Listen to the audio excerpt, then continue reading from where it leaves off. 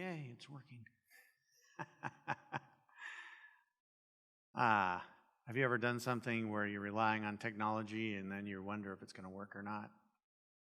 There's people waiting, that kind of thing. Our lesson today is Covenant at Sinai, and of course our whole lesson study is about the promise, God's everlasting covenant. And of course the most, probably one of the most well-known things of Sinai is the Ten Commandments, so I wore an appropriate tie. You may not be able to see it as the numbers and the Ten Commandments on the bottom.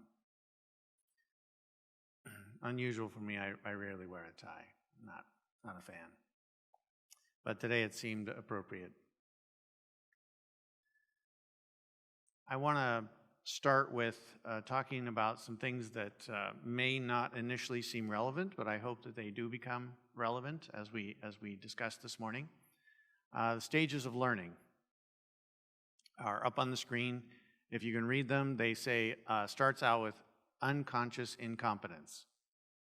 Another way you could say that is, I didn't know. And then you go to conscious incompetence, where you know, but you don't know how to do it. I have shoelaces on the screen, if you can see. If you can imagine tying your shoes as a child, or if you've ever taught a child to tie the shoes, they go from not knowing they can't do it to knowing they can't do it to the third step, which is conscious competence.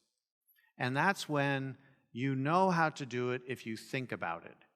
And the last one is unconscious competence, where you do it without thinking. Like right now, if you asked me to sit down and write out the steps on how to tie a shoelace, I don't know that I could do it. But I can tie my shoelaces. I haven't tied a tie in over a year, but I did it on the first try this morning without looking at any directions, because I have unconscious competence in that area. So that's the how. We also want to look at what. And on the screen there's I used the image from last week where it has a mother with a baby. It was Mother's Day. And the lesson talks about how God wants to woo us, and he's been calling to us. He wants a relationship with us. And then there's one where there's a child's car with a parking meter. I'm not sure, it's in the middle, so I'm not sure where it is on the scale there, but that's more of a rule-based idea, isn't it? And I don't know that I am not suggesting that it's either or. It's not faith or works. Is it? In the New Testament, it tells us, show me your faith and I'll show you your works.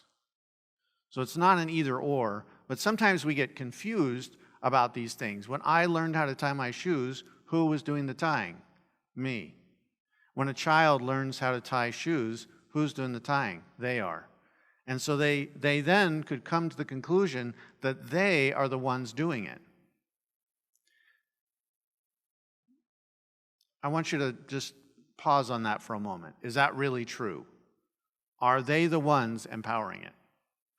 Because it seems like if you're at the controls of a car, you're the one powering the car.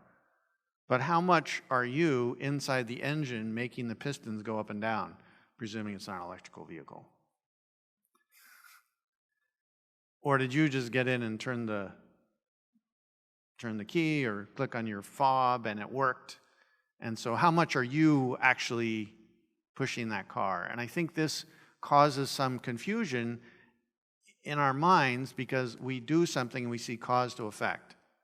And sometimes we get confused about that. We're going to see that slide later. This is a picture of the world I pulled from Google Maps and specifically highlighting Mount Sinai. So how many of you can see the rocks from there? Anybody? No? Okay, how about this? That's a little bit closer. No? Okay. Still not seeing it. It is closer.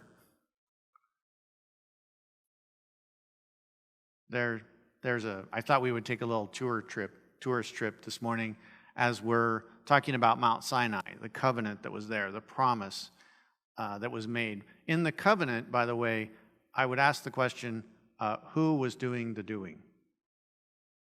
in the covenant? Anybody want to hazard a guess? A covenant is between two parties, isn't it? In this case, God promised a whole bunch of things. We're going to see some verses about that later. This is another picture, and if you enjoy pictures like this, I would recommend you go out to Unsplash. They have some great free pictures out there, free for use. I liked this one because it's a panoramic, and anybody who has ever done any photography and wished I couldn't get a panoramic view, there's software that allows you to stitch something together. It's called Auto Stitch. And I recognize when I looked at this, if you look on the left-hand side, it kind of like tapers off, doesn't it? And it's not really a straight line. It's not nice and clean like we would see in a photo. It's because they took a whole bunch of pictures and they put them together in one. I immediately recognized it being a user of that program. And this one, this one is a little bit closer, and you can't really see it on the screen, but there's a guy on the right, and I couldn't really tell what he was doing, so I zoomed in, and I wasn't quite sure if he was using a selfie stick or what the deal was. It turns out there's just a crack in the rock, and it lines up perfectly with his camera as he's holding it, because I like to, figure out how things work and what's going on. So just as we're going to see that on the bottom. So there was a group that was visiting there. Often the people who go to Mount Sinai start very early in the morning, sometimes as early as 2 a.m. It's interesting. So on to our lesson on eagle's wings, the memory text. Have you seen what I did to the Egyptians and how I bore you on eagle's wings and brought you to myself? So this is God talking in Exodus to his people, and he had saved them from the Egyptians. Does that mean that God didn't like the Egyptians? Was he anti-Egyptian? No. But he brought them out of Egypt. I mean, you could draw that conclusion? Is that you could infer that. But I don't think God was anti-Egyptian. I think he loved the Egyptians as much as he loved the Israelite people. But the Israelite people had a covenant with Abraham, and he had said, I'm going to bring a seed through this line of people. And that was part of the covenant.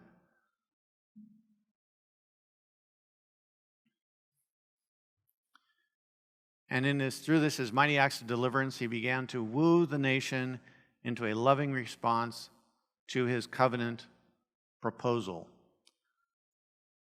So I was not brought up an Adventist. My first 13 years were spent in a different religion, and I'm a human. I sometimes, start my thought processes where I started as a child. And so the idea that God is wooing me is a bit, is in contrast with my earlier learnings, which I believe were inaccurate, although they came from the Bible. And they were not contextual. I saw a video by Mark Finley where it talks about how the God of the Old Testament sometimes, to some people, appears vindictive and mean and cruel, and certainly it is fair to say that some of those things certainly look that way if you don't use the context. For instance, we just talked about the Egyptians. Was God anti-Egyptian? I don't think so. He told them all. He told everyone. They didn't just say, okay, Hebrews, you put the blood on the doorpost. Everybody knew about it. It wasn't a secret. It was like after you had 9 plagues like that, do you think anybody was tuned into the gossip of the day? Do you think they might have been wondering what's coming next? Do you think it possibly could have been a secret? Even if they wanted it to be a secret, could they have kept it a secret? I don't think so. So I don't think God was anti-Egyptian, but the Egyptians were doing things in a way that was not conducive to having a relationship with God. They had other gods.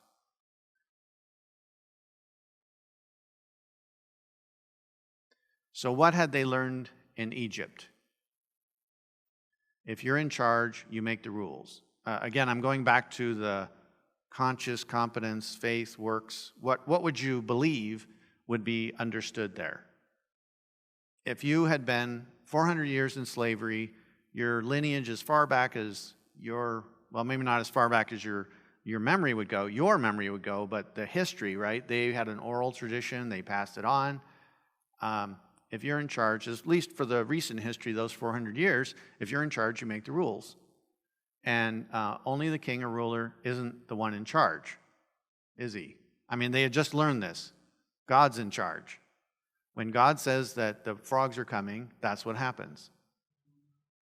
So this was a way to teach them, wasn't it? This was a learning. This was part of the unconscious, going from that unconscious incompetence, bringing them back to a place where they would begin to understand their God, one that they had not always been faithful to.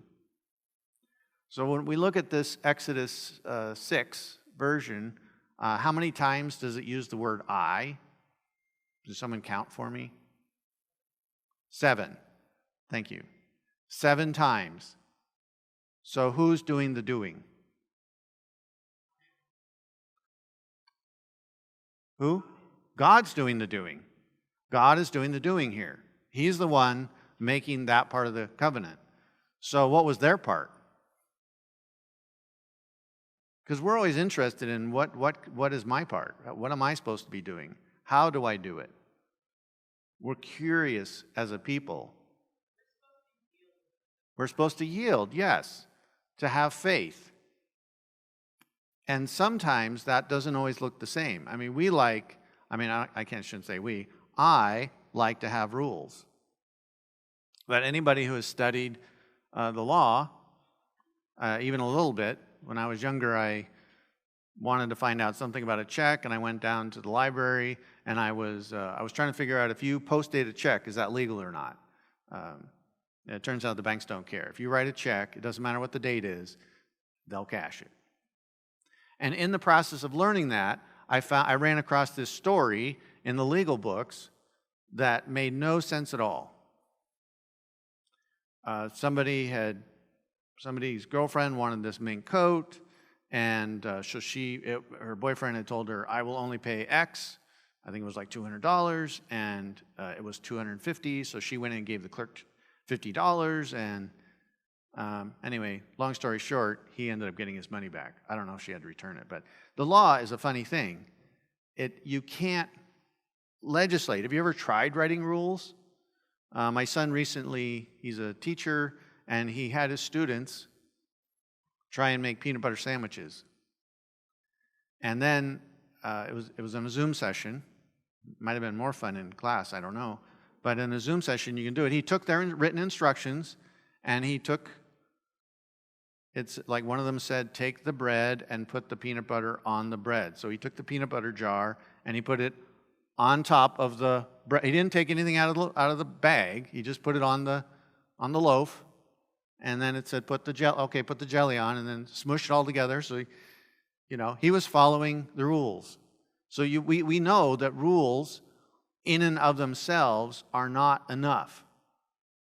There has to be an intent, a spirit behind the rules, doesn't there? Otherwise, the rules don't always work. I know at my work, I sometimes have told my managers, I learn how the rules work exceptionally well. I am dedicated to this thought because I want to know when to break them. And you might understand that my managers have pause with that. They're like, wait, you're talking about breaking the rules. Yes, sometimes the rules inhibit the expected and desired outcome. And so we need to understand the spirit as well as the intent of the law. So here we see in the pattern of salvation, by the way, when they got to, he was going to deliver them, by the time they got to Mount Sinai, were they saved? They were saved from the Egyptians, weren't they? Were they saved? Those aren't the same questions, are they? And I think that's why I'm seeing some puzzled, like, well, do I say yes or no? It's a trick question. Sorry. Well, I'm not sorry, but I meant to trick you. And so I just took the slide and I took all the I's and I made them bigger. So back to the faith. I should have reversed the images. Works or faith, which is it? What are we learning about when we do things? Who is doing the doing? If you look at do you understand the idea of God's ransoming or buying back? If you've not heard Elizabeth Talbot or heard of her, Jesus101.tv is an excellent site. She has an excellent review of the kinsman redeemer. It's talking about if you were in slavery, this concept that God told them about. Here's the rule: if you're in slavery and somebody comes along and says, I want to help out my family member, you go to your kinsman redeemer and ask if they will get you out of slavery. I think that's a great rule, isn't it? Wouldn't it be nice if because the kinsman redeemer could just say no, right? They might have the wherewithal. They didn't have Bitcoin or Dogecoin then, but dollars or whatever money you use, they traded in animals and metal. But what if they had the ability to save you and then they chose not to? But in this case, God is saying, I want to be your Goel. I want to be your kinsman redeemer. I want to save you. Well, one of the questions you'd have to ask is, save us from what? Because if we don't know what we're being saved from or how, we run the risk of inadvertently going right back to that. Right? I mean, if you had gotten in debt or you didn't have food or your crops had failed, you might have to go work for somebody else. You might have to become their slave. This was part of their culture. And I would also say that in that time, the idea of slavery within their nation was not one of abuse. In fact, if you abused your slaves, you could be punished as the owner.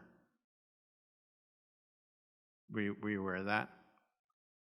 So when we think about slavery,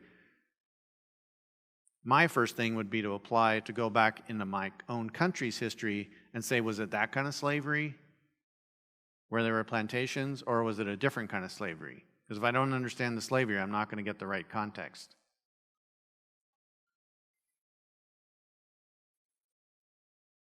And what was the price that had to be paid for our salvation?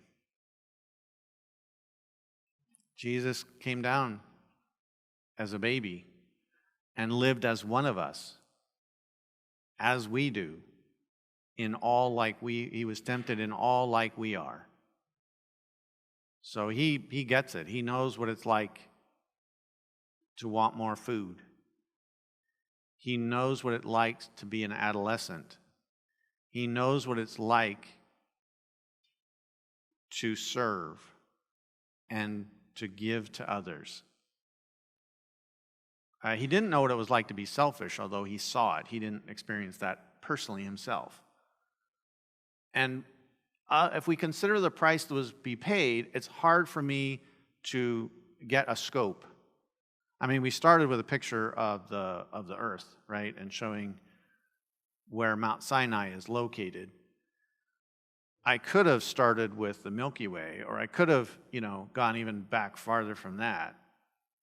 It depends on where you're going with that. But what does it tell us about our worth based on what it cost? That would be an important factor to understand in our salvation.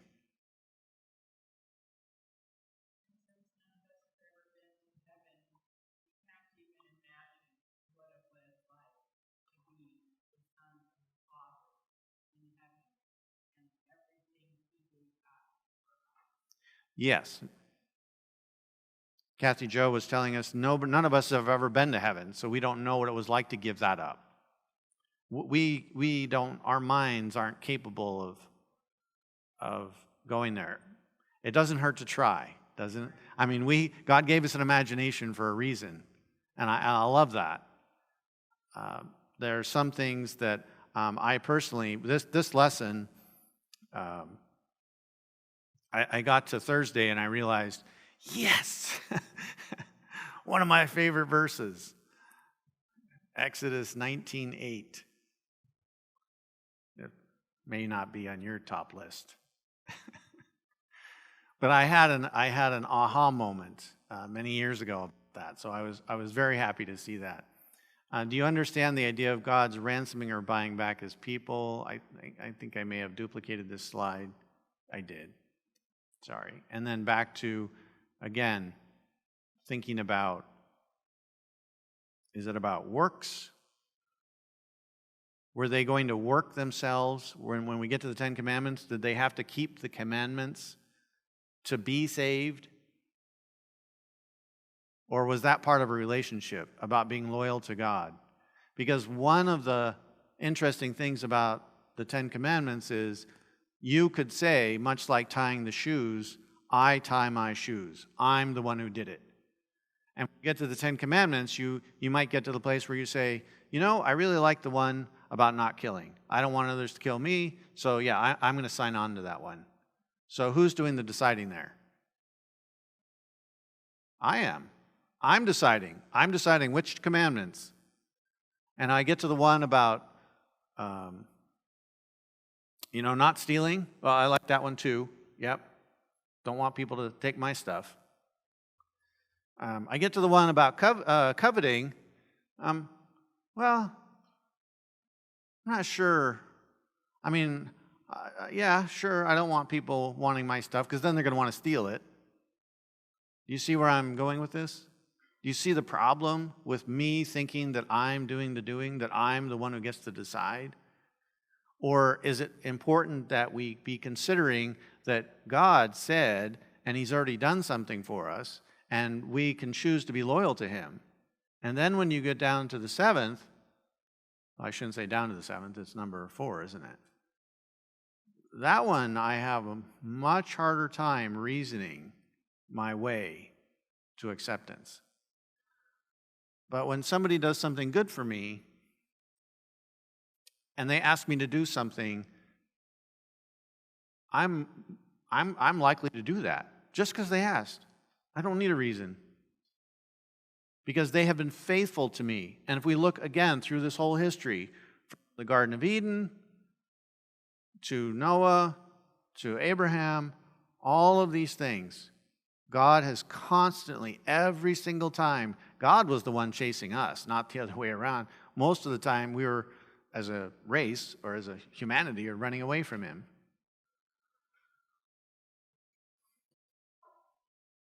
Let's see, this is their arrival at the encampment, and then God proposes a covenant with Israel.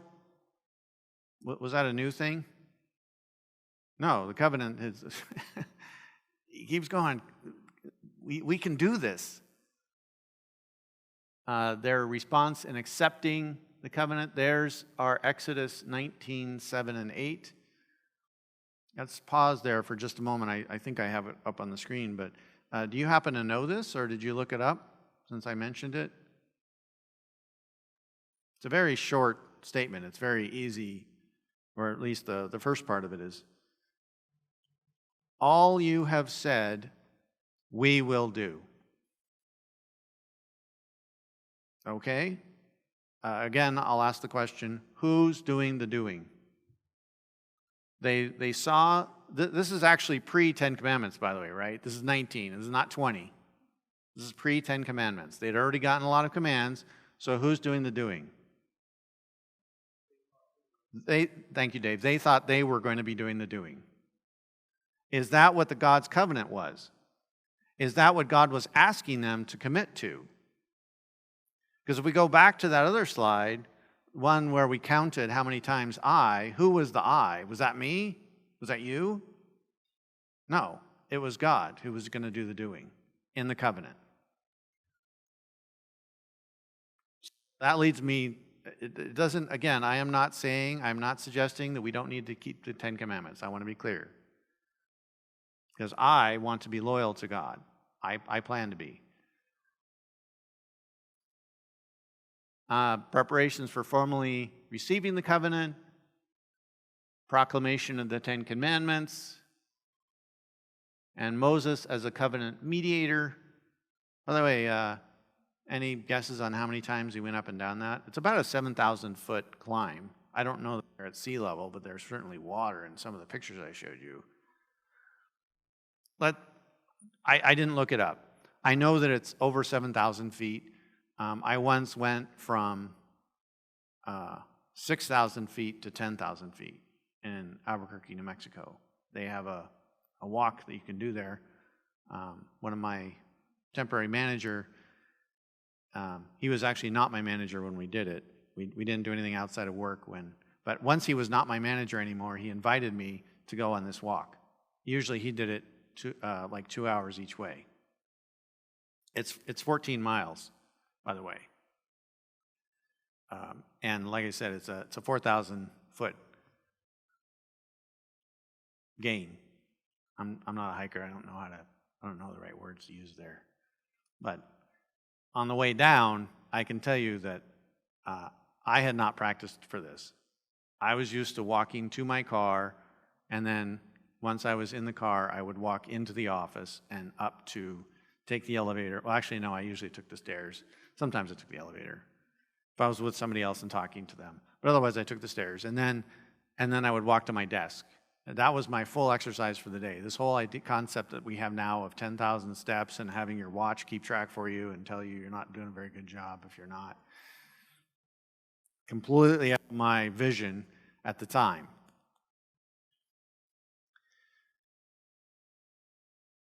Back to any ideas how many times he went up and down the mountain? I mean, one of the times he came down with some stone tablets, so I'm not sure. I mean, my mind always goes to how long did that take? I mean, if you were doing even a 4,000 or 5,000 foot, and he certainly didn't have hiking shoes. He had sandals. And they didn't have a nicely groomed path like they would today with stairs. And it was just a mountain, right? That was a pretty rugged climb. And he was how old? He was at least 80 because he spent 40 years in Egypt and 40 years being a shepherd. And then now so here's this 80-year-old guy going up and down the mountain. I think it was at least 4 times that he made the trip. Maybe it was easier by the 4th time, I'm not sure. Or maybe he was just okay with being sore that way. Moses as the covenant mediator. Why did they need a mediator? I mean, these people they were afraid of God. I mean, wouldn't you have a certain level of stress? I'm trying to make it non-negative. But stress, I have mentioned before, I love Chronicles of Narnia, and I love specifically the part where, if you know the characters, the Peter is talking to the talking beaver, and he says, he's a real lion? And the beaver says, yeah, of course he's a real lion. What are you talking about? I mean, here's a human talking to a talking beaver, so I mean, the reality is it's a story. It's a fictional story, but still, you got a human talking to a talking beaver, and they're talking about a talking lion, and they're going to go meet him, and he says, and Peter says, I think I might be a little afraid, and the beaver says, well, you should be. He's the king. This is the big guy, but he's kind. And he's gentle. So you don't need to worry. He is powerful, but he's loving. You see, those two can coexist. But they needed a mediator for this agreement that they were about to embark on. But are you with me? I mean, does it make sense to say we need to know who's doing the doing? Because if I'm doing the 10 Commandments on my own and I keep failing, eventually I'm going to get discouraged and say, I just can't do it. That is a lie that I believe Satan would love us to believe. Because then we will give up. And we will have given up because we didn't understand who does the doing. And you're right, it doesn't change in the New Testament. In fact, pardon me?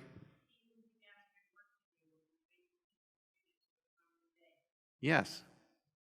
And so the God of the Old Testament, the one that gave these 10 Commandments, is the same one who came down as a baby and was kind to people. We have the benefit of history to know that. They didn't. Right? All they knew was we've been in bondage. It wasn't a good deal. Initially it was fine, and then it wasn't. This is not a place also I made the mistake, and I corrected myself, and after I thought about it. Were they in Egypt because they did something wrong? No. There was a famine, and they went there. Joseph, in fact, had been sent ahead and had gone through trials and tribulations in order for them to be there. This was part of God had a working in the plans.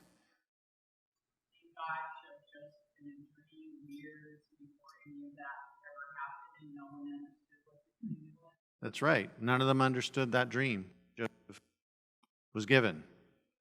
Joseph didn't understand that dream. All he knew is he had had the dream, and then later down the road, he came to that understanding. So they needed a mediator, someone who could help them, mentor them. And then the covenant principles are spelled out in Exodus 20 through 23, ratification of the covenant. Good.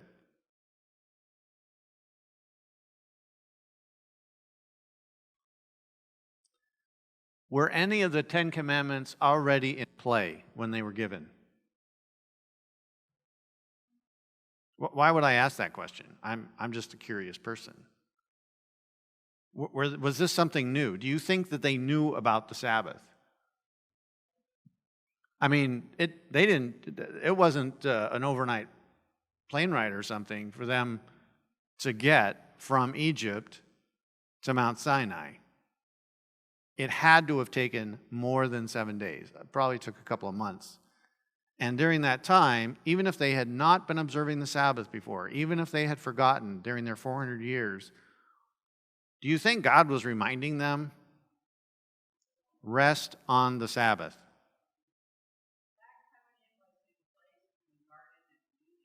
Yes, from the Garden of Eden. When Cain killed Abel, we knew that was wrong. Yeah.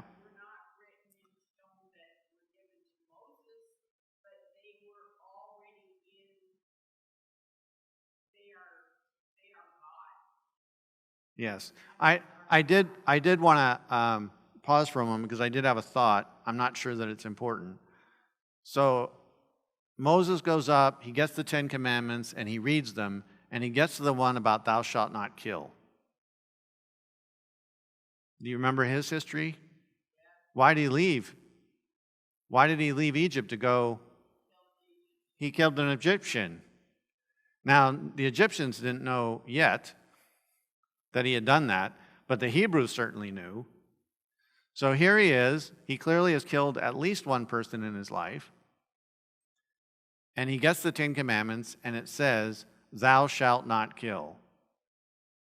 Now, if that were me, I'm not Moses, so I can only imagine as myself.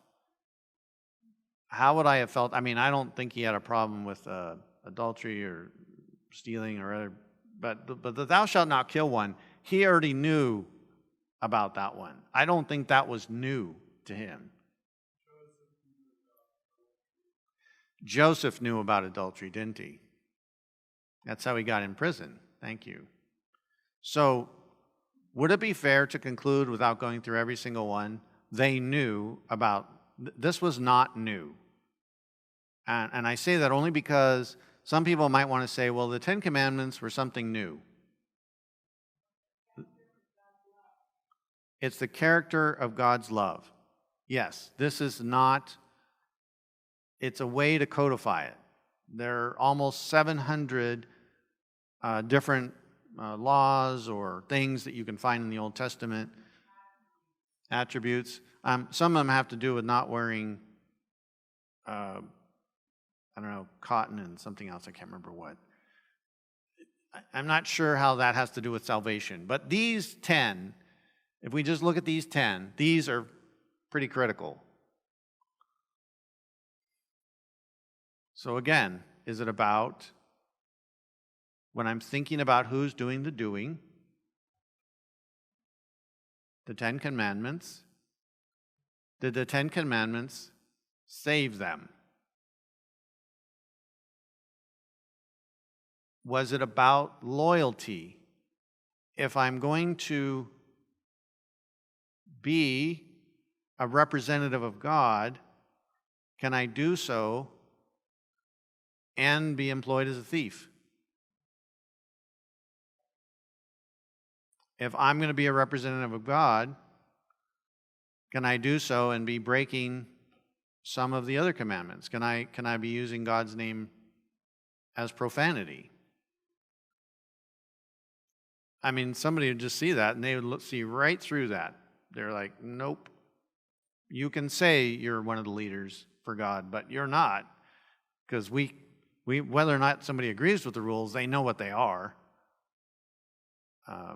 There's Ty Gibson references, I can't remember the guy's name, but there's somebody he references that has not come out as a Christian, but he's written a book, my wife would know the name, 12 Steps for Living or something like that. And it's all based on the Bible. And he's not saying, I'm a Christian and you should follow it because he's from the Bible. He's saying, I just did an analysis as literature, and it works out best if you tell the truth. It's one of the things, one of his major things. So if I'm being loyal to God and I'm truthful, those things are in alignment, aren't they? But if I'm only going to tell the truth because I'm afraid that I am not going to get into heaven, then am I interested in, is that actually expressing loyalty to God, or is it being more concerned about myself? These questions are difficult if I'm a healthcare provider, for instance, a nurse, or could be a medical doctor, it could be the low end, as per the person who just cleans out the people who are stuck in a bed. Those people don't stop having needs. They still need to eat on Sabbath. So if I go to work, which it says not to do, am I being loyal to God by serving others? And I think this goes back to understanding, if we try and make the list check boxes. I'm not against check boxes. I love check boxes. I love lists. I love keeping track of things and knowing how to do them properly.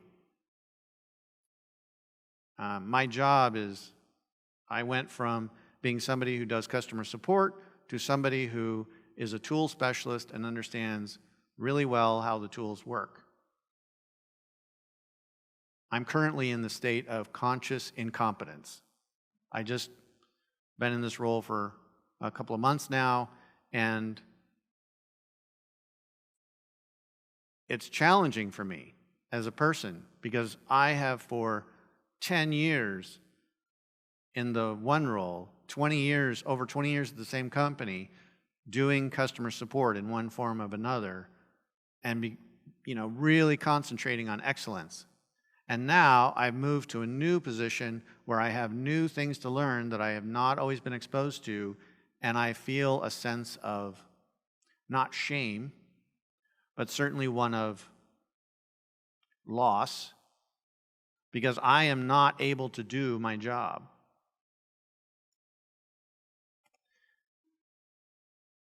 If I take that same kind of thing and I put it into a relationship, I want to tell you a story. My wife and I have been married for, we just celebrated our 4th wedding anniversary, and we're not sure if we've had a fight yet or not. I don't think we have. But I recently did something, I said something that was very unthoughtful. It just came out. I'm not going to excuse it. And it really hurt my wife's feelings.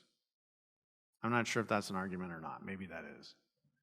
But whether it's an argument or not, my first thought was to try and figure out how to repair the damage. The words had not hardly come out of my mouth when my first thought was, how do I repair this? Because I love my wife. And I know that I didn't mean to hurt her. But I did.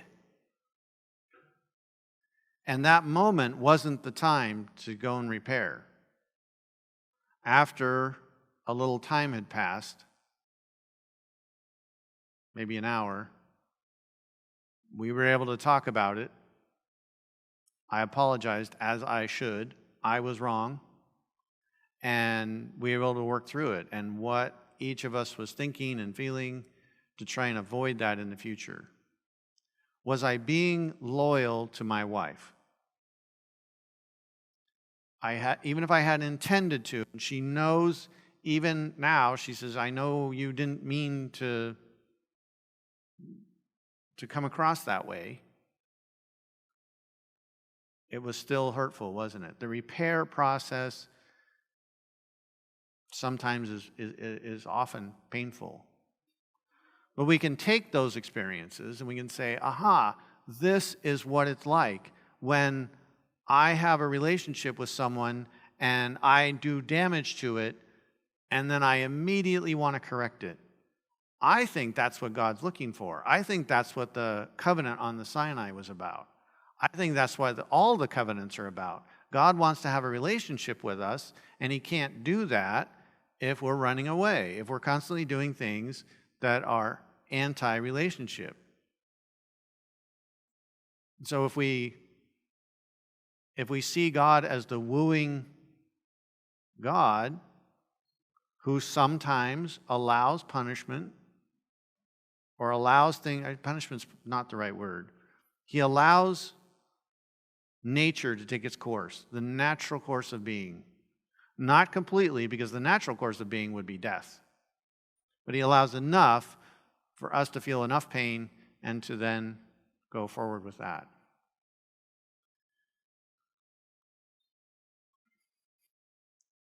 If you obey my voice and keep my covenant, then you shall be a peculiar treasure to me above all people. If you obey my voice. Because that does sound like a list to me. That's my immediate interpretation. But if obeying the voice and the covenant was, have faith in me, I am going to remember all the I's, I'm going to do this, I'm going to do this, I'm going to do this. Have faith in me, and I will work it out in you. I'm going to give you opportunities. They're going to look actually like problems. That's sometimes how we would classify them. They're a problem. And God's saying, oh, this is an opportunity for you to be more faithful in me. When I run into a situation with a friend and it just seems like there's no possible way this could be solved, and then we pray about it, and then God works it out somehow, what just happened to my faith? It grew a little bit, didn't it? And each time that happens, then more and more I'm trusting in God, no matter how dire the situation looks. And I have to tell you that sometimes we make the mistake of believing that if you just follow the commandments, God's going to take care of you, and we think that means prosperity here. And to that I would say, well, the Christians in the Roman Colosseums, that's not what happened to them. And they were being faithful. And that is not what happened to the Waldenses when they were being persecuted for keeping what they knew to be best. They were being different. That was not a prosperous situation for them. God does not always make it work out from a worldly perspective. But what if it happened that the Israelites had done what was asked? What would happen if they as a nation had embraced this concept and done that? What would have happened to the nations around them? Would they have been paying attention? Even from a worldly perspective, it's like there was in the last Camporee, if you're familiar with Pathfinders, they have a play, and in that play, we don't have the full dialogue, but as screenwriters oft do, they make stuff up that may or may not have been true. And there is one part where it has Goliath talking to his co-workers, the people, and he's out there, right, 40 days telling the Israelites, send somebody out and we'll just have one-to-one and have this thing done. Nobody else needs to die. And here's Goliath telling his peers, or the people that he was with, his countrymen, I am here to strike fear in them, because we have gone up against them many times, and we should have won every single time. We had the superior forces. And the last thing we want is for them to turn to their God. Because if that happens, we're done for. Do you think, presuming that this was true, again, we don't have that record, but if that scenario were true, would that have been Goliath having faith in the God of Israel? Yes, it would be. That was it. That was his concern. Again, it's a screenwriter's play, but it's an interesting perspective. And if you obey your voice, let's see, who had been doing the saving? We already talked about that. God had been doing the saving. And what if Israel had been acted in faith? And what if we, because it's easy to look at Israel and go, oh yeah, they really messed up. What if we today act in faith? What if we do the thing that is, and I'm not criticizing Israel because they were human, and I have made plenty of mistakes in my life. Now, on the grand scheme of things, I have not made the mistakes that some people have on a worldly scale. But thankfully, I understand that God doesn't measure that way. God doesn't look at me and go, well, John, you didn't do these things, so I guess you're not too... No, it's not like that. It's not... God measures me on what I personally believe is a sliding scale. Based on what opportunities I've had, I may be less than somebody who's had fewer opportunities, but they have done everything they can to follow God's leading. And on that scale, suddenly it levels the playing field and it becomes very different. It's not how other people see me, it's how God sees me. And that's where we should be afraid, because God is powerful, and we should be trustworthy. We should be trustful because God has been faithful. He has been wooing us the whole time. All of these covenants tell us that.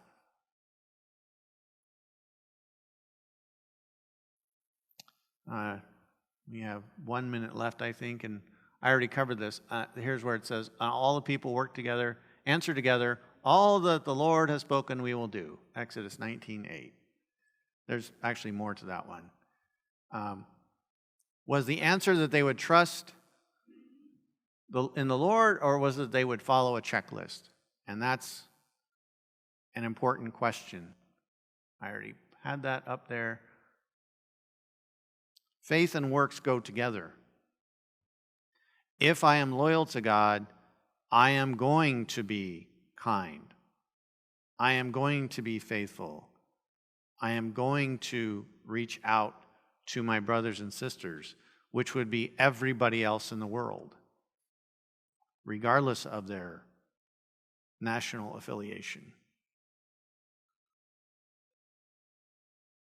I think that's what the covenant at Sinai, we've talked, there's several covenants, right?